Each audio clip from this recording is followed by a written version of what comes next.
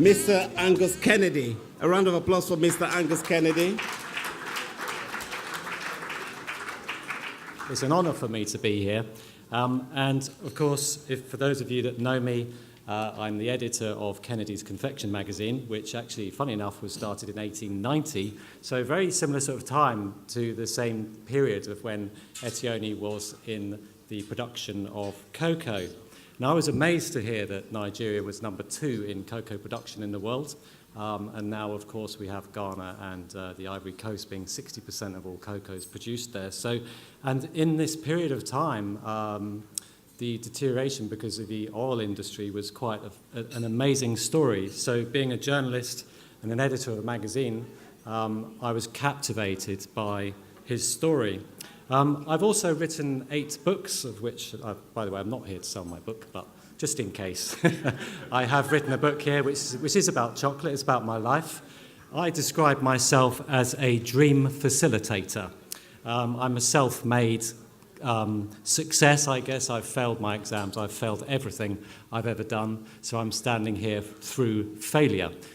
Which is what my book's about. I also run an event called the London Chocolate Forum, which Aloni was present and his wonderful team, where we interviewed him live in front of our audience of chocolate experts and industry associates. So I run that event as well. So I've been in the chocolate industry all my life, actually. Family business, started by my mum.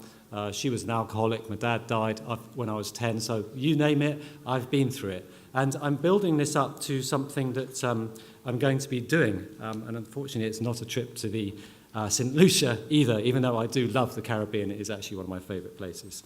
The chocolate industry, as I've been a journalist, I've read press releases most of my life about what the industry would like us to read about the chocolate industry. So I do hear and see things that I have become so cynical that I don't believe that there is a cure anymore.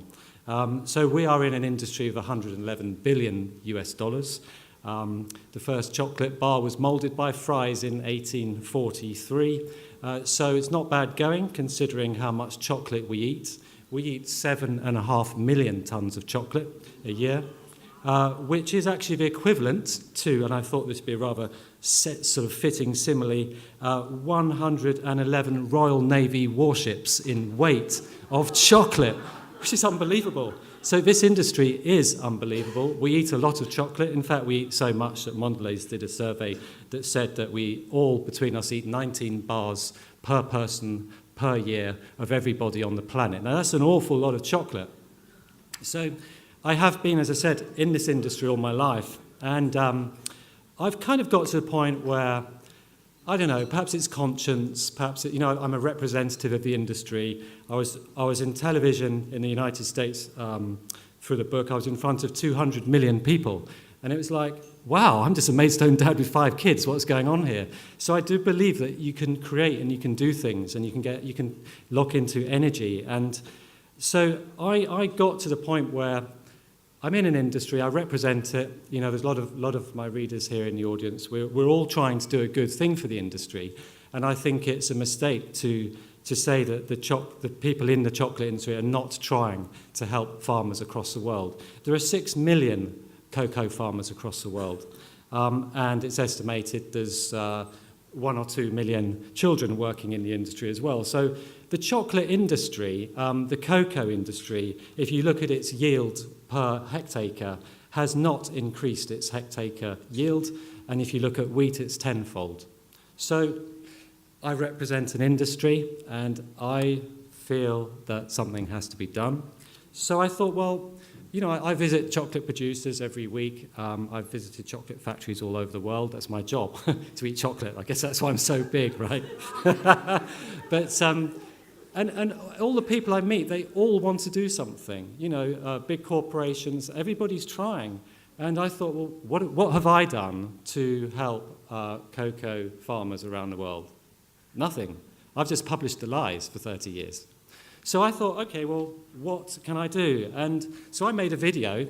Hopefully you'll have to give me a shout and kick me off in a minute. But I made a video in a hotel, and I made a video, and it said, just held the camera in front. I said, right, I'm going to do something about this. There's 6 million cocoa farmers. This is how much they earn a week, $5. That's not enough.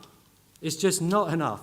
So I decided I've got to do something about it. When that video went up on LinkedIn, I had thousands, literally people saying, oh, God bless you, we're going to make a statue of you, and we want someone to sing our voice. So I decided after that, I have to do it. I committed myself.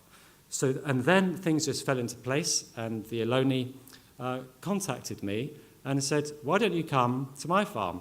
Because I made the pledge and I made an intention to go and live on a cocoa farm so that I could experience, not Bear Grylls style, but kind of Louis Theroux kind of mix sort of thing. And I just wanted to know, it was like a gap in my knowledge. I can't stand here as a chocolate expert without having visited or lived on a farm. And a lot of my customers have. So I felt there was a big gap in my knowledge. And so I felt there was something I could do. And what I intend to do is to go and live on a farm. I refuse to eat anything else apart from what the farmers eat themselves. I will have my own water and medical attention, but that's it. And when Ohlone told me about the medical centre, which was just basically, it was like a building, wasn't it, with a chair in it. And it was, I just couldn't believe it. And the walk was 25 miles. So if you cut yourself, you have to walk 25 miles. And if you don't have the money, it comes out the little money that you do have, which we worked out was, well, basically, it's $5 a week, so you wouldn't want to pay for transport to go in. So I was sort of horrified, but I was also inspired.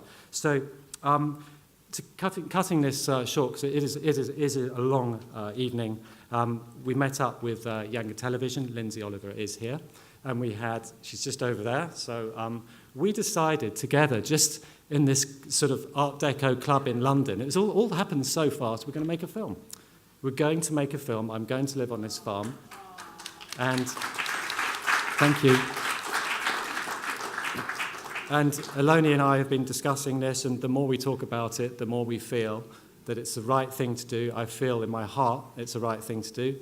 I have also got interest in the Daily Mirror group, who've also apparently also want the story already. So it's like, my God, wow, this could be quite big. So what we're really calling for, the Ohlone is, and he'll tell you himself, and Younger Television is, we are looking for sponsors, and we would like to show the truth, and we would really, really like to help, in my position as a journalist, to help these farmers, to show what they do. Instead of going to government officials, why don't we just show them what it's like? I know the chocolate industry, and I'm putting myself forward to go and live on this farm, so hopefully one day I might go to St. Lucia, but I really love to help these farmers and see what life is like, and how they can survive on $5 a week. They must have immense strength.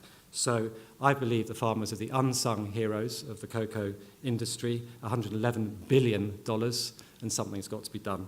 Thank you very much.